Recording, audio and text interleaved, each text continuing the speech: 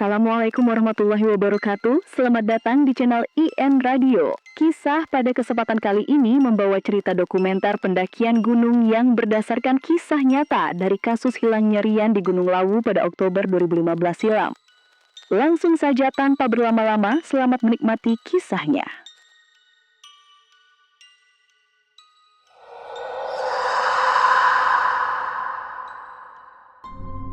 Gunung Lawu terletak di perbatasan antara Kabupaten Karanganyar, Jawa Tengah, dan Kabupaten Magetan, Jawa Timur. Gunung ini memiliki ketinggian lebih dari 3.200 meter di atas permukaan laut dan dikenal sebagai salah satu gunung tertua di Pulau Jawa. Namun, bukan hanya karena ketinggiannya, Lawu dikenal luas. Gunung ini dianggap sakral oleh masyarakat sekitar dan hingga kini dipercaya sebagai tempat bersemayamnya leluhur serta pertemuan antara dunia manusia dan dunia gaib. Warga sekitar percaya di puncak Lawu terdapat tempat yang disebut Hargo Dalem, diyakini sebagai lokasi moksa Prabu Brawijaya, pamungkas raja terakhir Majapahit. Karena itu, Lawu bukan hanya destinasi pendakian, melainkan juga tempat ziarah dan laku spiritual. Banyak orang datang untuk bersemedi, berdoa, atau sekedar menenangkan diri. Namun, di balik kisah spiritual itu, Lawu juga menyimpan ratusan kisah tentang pendaki yang tidak pernah kembali. Salah satu kisah yang paling dikenal terjadi pada tahun 2015 di jalur pendakian Cemoro Sewu, Magetan. Kejadian ini sempat ramai diperbincangkan oleh komunitas pendaki karena berlangsung di waktu yang tidak biasa. Malam menjelang 1 Suro, hari yang dianggap sakral dalam penanggalan Jawa. 3 orang pendaki muda memutuskan untuk melakukan pendakian malam itu. Mereka adalah Rian, 23 tahun, mahasiswa jurusan teknik geologi di salah satu universitas di Surakarta, Bayu, 24 tahun, rekannya sesama pendaki, dan Fajar, 22 tahun, teman baru mereka yang baru pertama kali naik gunung. Ketiganya tergabung dalam komunitas kecil pecinta alam kampus dan dikenal cukup berpengalaman. Namun malam itu, mereka memilih mendaki tanpa rombongan besar, hanya bertiga. Pendakian dimulai sekitar pukul 8 malam dari base camp Cemoro Sewu. Cuaca saat itu mendung, dan kabut mulai turun lebih cepat dari biasanya. Beberapa warga yang masih beraktivitas di sekitar base camp sempat menegur mereka, menyarankan agar menunggu pagi. Namun, ketiganya tetap berangkat dengan alasan ingin tiba di puncak sebelum matahari terbit. Di jalur Cemoro Sewu, terdapat 7 pos utama, pos Cemoro Kandang, Watu Gede, Watu Kapur, Cokro Suryo, Sendang Derajat, Hargo Dalem, dan terakhir Hargo Dumilah, puncak tertinggi Gunung Lawu. Biasanya, pendaki membutuhkan waktu sekitar 5 hingga 7 jam untuk mencapai puncak. Namun kondisi malam itu jauh dari ideal. Kabut menebal, suhu turun drastis, dan jarak pandang hanya sekitar 1 hingga 2 meter. Beberapa pendaki lain yang naik sore hari bahkan memilih berhenti di pos 2 karena visibilitas sangat buruk. Namun Rian dan rekan-rekannya tetap melanjutkan perjalanan. Berdasarkan laporan kemudian, mereka sempat dilihat di pos 3, Watu Gede, sekitar pukul 11 malam. Beberapa pendaki yang turun bersamaan mengaku sempat melihat ketiganya beristirahat di pinggir jalur, menyalakan api kecil, dan terlihat berbincang. Namun kesaksian itu menjadi yang terakhir sebelum mereka menghilang. Sekitar pukul 1 dini hari, sinyal komunikasi di sekitar jalur itu mulai hilang. Bayu sempat mengirim pesan singkat kepada salah satu teman di bawah. Sudah di pos 4, kabut tebal banget, lanjut pelan. Pesan itu terkirim pukul 01.17. Setelah itu, tidak ada aktivitas lagi dari ponsel mereka. Pagi harinya, sekitar pukul 6, 2 pendaki yang turun dari puncak melaporkan melihat sebuah tenda biru berdiri di area datar tak jauh dari pos 4. Tenda itu tampak kosong, tapi di depan pintunya masih ada jejak api kecil yang baru padam. Mereka mengira tenda itu milik pendaki lain yang beristirahat di sekitar situ dan tidak menganggapnya aneh. Namun, ketika sore hari tiba dan tidak ada laporan turun dari kelompok Rian, petugas basecamp mulai curiga. Biasanya, pendaki yang naik malam akan turun keesokan harinya sebelum siang.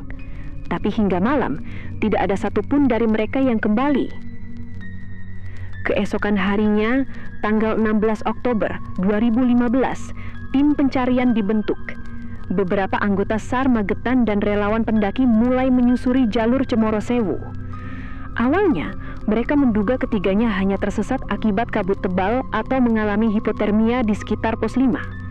Namun setelah beberapa jam pencarian, situasi berubah menjadi aneh. Di sekitar pos 4, Cokro Suryo Songoningo, tim menemukan tenda biru yang sebelumnya dilaporkan. Di dalamnya masih ada peralatan memasak, 2 sleeping bag, dan 1 tas ransel besar. Namun hanya ada 2 pasang sepatu. Barang-barang itu diidentifikasi sebagai milik Bayu dan Fajar. Tidak ada tanda-tanda keberadaan Rian. Lebih aneh lagi, di tanah dekat pintu tenda terdapat bekas dupa terbakar, dan di dinding batu di belakang tenda ada tulisan samar menggunakan arang. Yang tersesat bukan langkahmu, tapi waktumu. Tulisan itu tidak menyerupai tulisan tangan salah satu dari mereka. Namun karena tidak ditemukan tanda perlawanan atau darah, pencarian difokuskan pada area sekitar jalur menuju Hargo Dalem. Pada hari ketiga, salah satu anggota SAR melaporkan mencium bau dupa di beberapa titik jalur, terutama di tikungan menuju Sendang Derajat, meskipun tidak ada orang di sekitar sana. Aroma itu muncul tiba-tiba dan menghilang begitu saja. Di tempat yang sama, anjing pelacak sempat berhenti dan menggonggong ke arah semak di sisi kiri jalur. Namun saat area itu diperiksa, tidak ditemukan apapun selain bekas pijakan tanah basah. Dalam laporan tertulis tim SAR, mereka menyebutkan bahwa jejak kaki terakhir yang diduga milik Rian berhenti di jalur menurun menuju arah timur laut gunung, bukan jalur resmi pendakian. Jalur itu mengarah ke hutan lebat yang jarang dilalui, tempat di mana beberapa pendaki pernah mengaku melihat pos kecil kayu yang tidak dicatat dalam peta. Namun ketika tim mencoba mencarinya, pos tersebut tidak pernah ditemukan. Sampai di sini, kasus mulai menjadi misteri. Bayu dan Fajar akhirnya ditemukan 3 hari kemudian oleh tim pencari, dalam kondisi lemah akibat hipotermia ringan. Mereka berada di jalur yang berbeda, sekitar 2 km dari tempat tenda ditemukan. Ketika dimintai keterangan, keduanya hanya mampu menjelaskan bahwa Rian menghilang saat mereka bangun pagi di pos 4. Mereka mengaku tidur di dalam tenda dan mendapati Rian sudah tidak ada ketika kabut belum juga menghilang. Mereka mencari sebentar, namun karena takut tersesat, mereka memutuskan turun mencari bantuan. Yang membingungkan, berdasarkan catatan pendakian di base camp, hanya tercatat 2 nama yang naik malam itu, Bayu dan Fajar. Nama Rian tidak pernah tercatat di daftar pendaki resmi. Padahal, Bayu dan Fajar bersumpah bahwa mereka datang bertiga, dan bahkan Rian yang menulis namanya sendiri di buku sebelum berangkat. Kasus ini menjadi bahan pembicaraan di berbagai forum pendaki. Banyak yang menduga kesalahan administrasi, tapi beberapa pendaki senior meyakini hal itu bukan sekadar kelalaian. Mereka mengingatkan, pendakian di malam 1 Suro bukan waktu yang tepat untuk naik ke Lawu. Menurut kepercayaan Jawa, malam itu adalah saat di mana tabir antara dunia manusia dan dunia halus menjadi sangat tipis. Siapapun yang melintas tanpa izin bisa dilihat atau bahkan dipanggil. Pencarian Rian berlangsung hampir seminggu, namun hingga hari keempat, hasilnya nihil. Baru pada hari kelima, seorang relawan yang menyisir area Hargo Dalem melaporkan menemukan seseorang duduk diam di dekat sumber air kecil. Tubuhnya kotor, kakinya penuh lumpur, dan matanya menatap kosong ke arah kabut. Pencarian terhadap 3 pendaki yang hilang di jalur Cemoro Sewu Gunung Lawu berlanjut hingga hari kelima. Kondisi cuaca semakin memburuk, dengan kabut tebal yang muncul hampir sepanjang hari dan suhu yang turun hingga di bawah 10 derajat pada malam hari. Sebagian besar tim SAR mulai memperluas area pencarian ke arah utara dan timur laut gunung, wilayah yang jarang dilewati pendaki karena jalurnya menurun dan tertutup semak. Pada pagi hari tanggal 20 Oktober 2015, sekitar pukul 9, salah satu relawan pendaki dari tim Lawu Rescue melaporkan adanya sosok manusia duduk di dekat sumber air Hargo Dalem, tidak jauh dari jalur menuju Sendang Derajat. Sosok itu mengenakan jaket berwarna abu gelap, celana gunung, dan sepatu yang sudah penuh lumpur. Dari kejauhan, terlihat ia tidak bergerak sama sekali. Awalnya tim mengira itu hanyalah jasad pendaki lain atau manekin yang terbawa dari tenda, karena posisi tubuhnya terlalu kaku. Namun ketika mereka mendekat, terlihat bahwa sosok itu masih bernapas pelan. Dan sosok itu adalah Rian. Rian ditemukan dalam posisi duduk bersila, dengan tangan memegang sebatang dupa yang sudah padam di ujungnya. Di sekelilingnya terdapat bekas abu dan daun kering, seolah ia sudah berada di sana selama beberapa waktu. Tubuhnya kaku namun tidak menunjukkan tanda-tanda cedera serius. Yang paling mencolok adalah matanya, terbuka lebar tetapi tidak fokus pada apapun. Saat tim memanggil namanya tidak ada respon, hanya napas pelan, teratur, dan pandangan yang kosong. Tim segera mengevakuasi Rian ke bawah. Perjalanan turun membutuhkan waktu hampir 5 jam karena jalur yang licin dan berkabut. Sepanjang perjalanan, Rian tetap diam. Ia tidak menolak saat tubuhnya digendong, tidak berbicara, dan tidak menunjukkan reaksi terhadap suara atau sentuhan. Hanya sesekali bibirnya bergerak kecil, seperti menggumamkan sesuatu yang tidak jelas. Setibanya di base camp Pimoro Sewu, Rian langsung dibawa ke puskesmas Magetan. Dari hasil pemeriksaan awal, ia mengalami dehidrasi ringan, kelelahan ekstrim, dan hipotermia tingkat awal. Namun secara medis tidak ditemukan luka, patah tulang, atau tanda kekerasan. Yang menjadi perhatian tim medis adalah kondisi psikisnya. Selama beberapa jam setelah sadar, Rian tidak mampu menjawab pertanyaan apapun. Ketika ditanya di mana ia berada atau apa yang terjadi, ia hanya menggeleng perlahan sambil menunduk. Satu-satunya kalimat yang berhasil diucapkannya adalah, "Aku sudah sampai di puncak yang tidak kelihatan." Kalimat itu diulang beberapa kali sebelum akhirnya ia tertidur kembali. Setelah hari itu, kondisinya perlahan membaik secara fisik, namun mentalnya tetap tidak stabil. Tim medis menyarankan agar Rian dirujuk ke rumah sakit di Solo untuk pemeriksaan lanjutan. Sementara itu, pihak SAR dan kepolisian setempat melanjutkan investigasi terhadap lokasi penemuan Rian. Beberapa barang pribadi Rian yang dibawa ke bawah diperiksa. Di dalam tasnya ditemukan beberapa benda menarik. Sebuah HP dengan baterai yang masih tersisa sekitar 30%, sebungkus korek gas, sebatang dupa sisa terbakar setengah, sebuah buku catatan kecil berisi tulisan-tulisan pribadi. Buku itu sebagian besar berisi catatan biasa tentang daftar perlengkapan dan jalur pendakian. Namun, pada halaman terakhir, terdapat tulisan singkat dengan goresan pensil keras, seolah ditulis tergesa-gesa. "Mereka tidak membiarkanku turun. Ada yang menjaga jalan."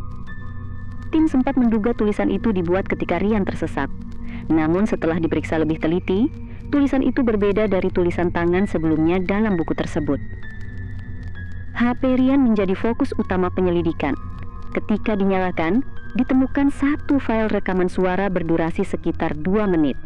Dibuat pada tanggal 16 Oktober pukul 3:18 dini hari, ketika ketiganya diperkirakan masih berada di sekitar pos 4. Rekaman itu dimulai dengan suara langkah kaki di tanah, disertai hembusan angin dan desis napas berat.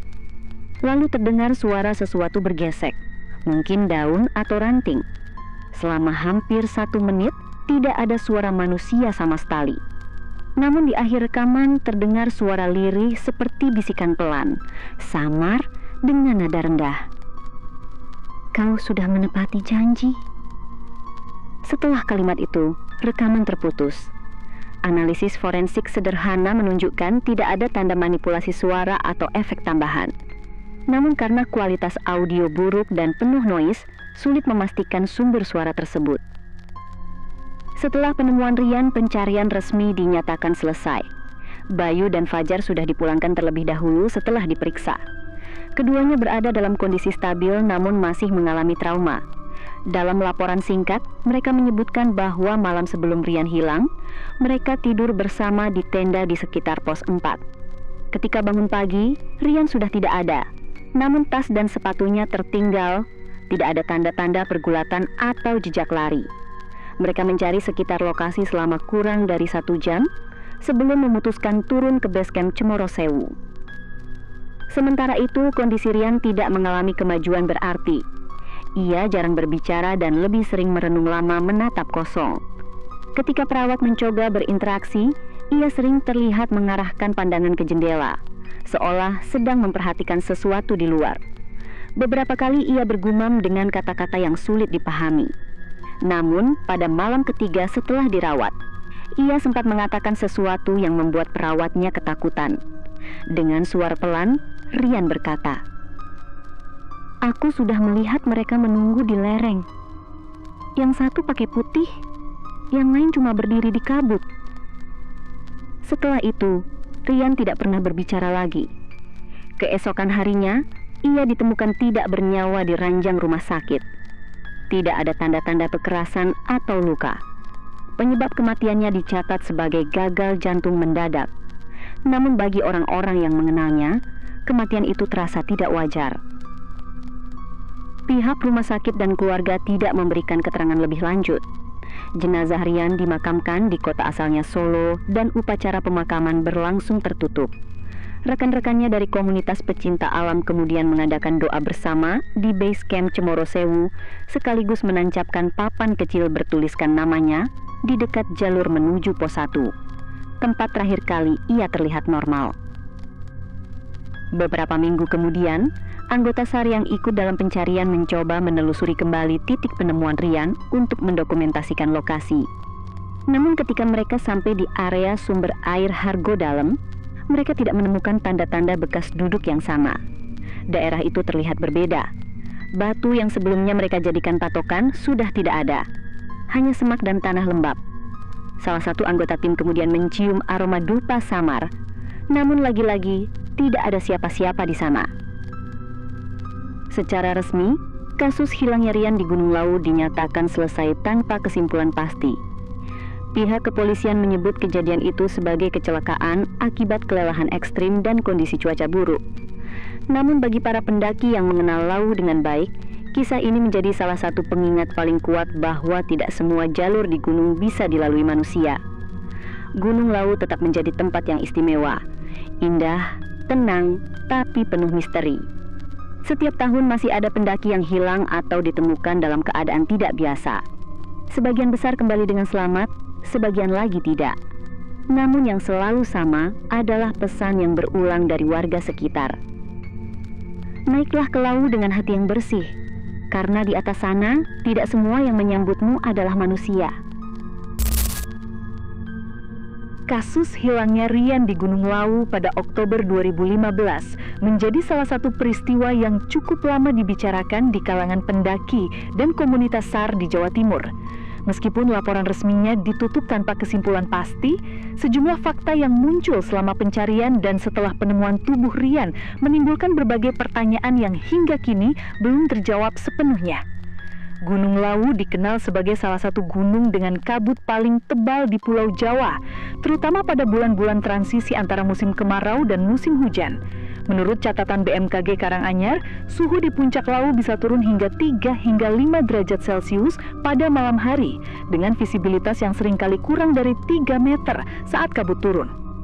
Dalam kondisi seperti itu, banyak pendaki yang mengalami disorientasi ruang, kehilangan arah akibat perubahan persepsi jarak dan bentuk jalur.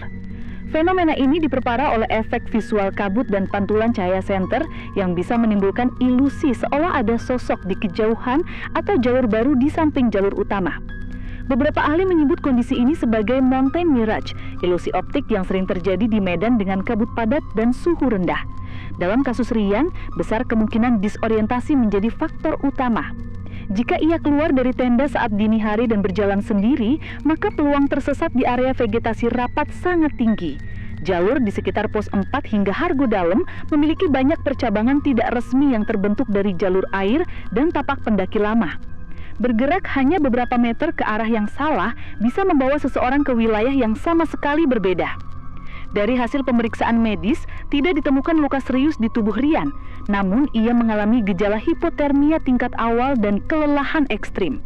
Kedua kondisi ini sangat mempengaruhi fungsi otak, terutama kemampuan untuk berpikir rasional. Dalam beberapa kasus hipotermia, penderita bisa mengalami halusinasi, mendengar suara, atau berbicara sendiri. Fenomena ini dikenal sebagai paradoxical undressing atau perilaku aneh yang tidak disadari akibat menurunnya kesadaran. Selain itu, efek isolasi sensorik di lingkungan gunung juga bisa memperburuk keadaan mental. Suara angin yang konstan, kabut tebal, dan minimnya cahaya dapat memicu psikosis temporer. Rian mungkin berada dalam kondisi semacam itu selama lebih dari 24 jam. Namun, ada satu hal yang tetap sulit dijelaskan. Keadaan tubuh Rian yang terlihat duduk bersila memegang dupa. Tidak ada tanda-tanda bahwa dupa itu digunakan oleh dirinya sebelumnya. Korek gas ditemukan di dalam tas yang tertutup rapat dan tidak ada bekas api di sekitar tubuhnya. Artinya, jika dupa itu terbakar, kemungkinan besar dibakar oleh orang lain atau entah bagaimana muncul di sana. Rekaman suara dari HP Rian menjadi bukti paling misterius dalam kasus ini. Beberapa pakar audio forensik dari komunitas pendaki mencoba menganalisis file tersebut. Hasilnya, sekitar 95% isi rekaman adalah noise alami, hembusan angin, gesekan daun, dan langkah kaki di tanah lembab. Namun pada detik ke-104, muncul gelambang suara berfrekuensi rendah dengan pola tidak biasa. Suara itu menyerupai frekuensi manusia berbicara, tapi tanpa bentuk fonetik yang jelas. Kata-kata "kau sudah menepati janji" memang terdengar oleh sebagian orang. Namun ketika diputar ulang dengan frekuensi berbeda, kalimat itu tidak terdengar sama. Sebagian pendengar hanya mendengar desahan nafas atau hembusan angin. Fenomena ini disebut auditory pareidolia, kecenderungan otak manusia untuk mengenali pola suara acak sebagai bentuk bahasa atau makna. Dalam konteks rekaman ini, bisa jadi otak kita secara otomatis membentuk persepsi kata dari suara samar. Namun tetap ada sebagian kecil kemungkinan bahwa suara itu memang berasal dari seseorang di sekitar Rian saat rekaman dibuat, meski tidak ada bukti fisik adanya orang lain di lokasi. Gunung Lawu bukan sekadar lokasi pendakian. Bagi sebagian masyarakat Jawa, Lawu adalah gunung keramat, tempat yang diyakini sebagai persemayaman terakhir Prabu Brawijaya V, Raja terakhir Majapahit. Wilayah Hargodalam dan Sendang Derajat sering dijadikan tempat semedi dan ritual, terutama pada malam satu suro.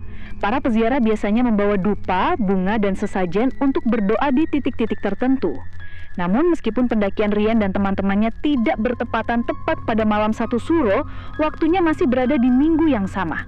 Bisa jadi saat itu masih ada aktivitas ritual di jalur atas. Jika benar demikian, kemungkinan Rian tanpa sengaja masuk ke area yang sedang digunakan untuk upacara atau melihat sesuatu yang tidak seharusnya ia lihat. Namun, semua ini hanya dugaan. Tidak ada saksi yang melihat langsung kejadian malam itu. Selain penjelasan spiritual, beberapa pihak mencoba menyusun hipotesis rasional mengenai kematian Rian. Salah satu teori menyebutkan bahwa ia mengalami delirium akibat kurang oksigen dan dehidrasi, menyebabkan ia tersesat dan akhirnya duduk kelelahan di lokasi ditemukan. Dupa di tangannya mungkin hanyalah benda yang ia temukan di sekitar tempat itu. Lawu dikenal memiliki banyak sisa ritual yang ditinggalkan peziarah, dupa, bunga, hingga kain mori. Kematian mendadak yang terjadi 3 hari setelah ia turun juga bisa dijelaskan secara medis sebagai sindrom pasca hipotermia, di mana jantung yang sudah lemah tidak mampu menahan perubahan suhu mendadak setelah kembali ke lingkungan hangat.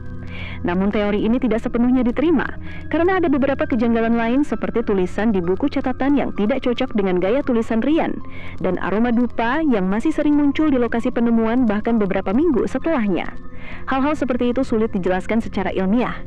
Kasus Rian bukan satu-satunya yang pernah terjadi di Lawu.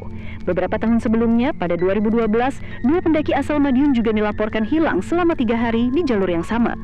Keduanya ditemukan di dekat Sendang Derajat dalam keadaan lemas dan bingung. Salah satu dari mereka mengaku melihat orang berpakaian putih menuntunnya ke arah cahaya. Namun setelah beberapa hari, ia tidak dapat mengingat kembali peristiwa itu. Pada 2017, seorang pendaki perempuan juga ditemukan dalam kondisi linglung di sekitar pos 5. Ia mengaku mendengar suara seseorang memanggil namanya dari arah kabut. Kejadian-kejadian ini memiliki pola yang mirip. Hilang di sekitar area antara pos 4 dan Hargodalam, kemudian ditemukan dalam keadaan disorientasi dengan elemen yang sama, yaitu kabut, dupa, dan suara samar.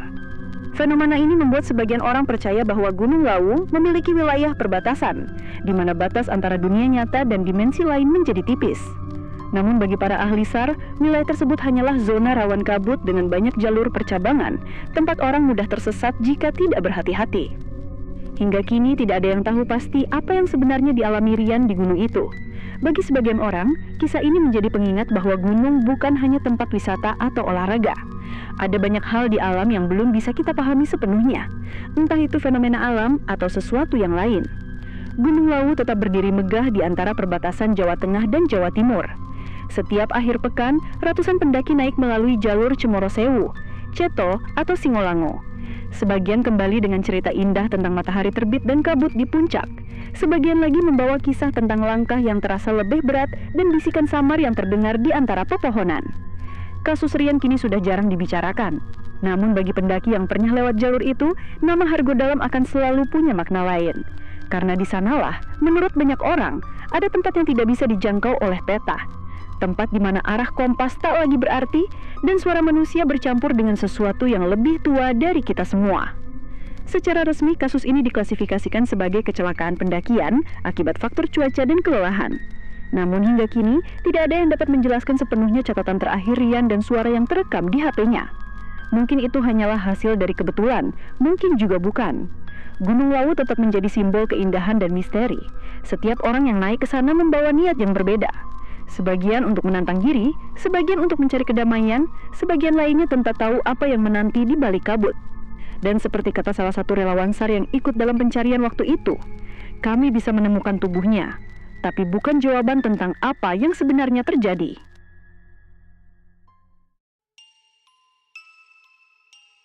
Oke teman-teman, sekian dulu pada kesempatan kali ini, dan nantikan juga cerita-cerita lainnya di video berikutnya. Tulis impresi kalian di kolom komentar dan terima kasih telah menonton.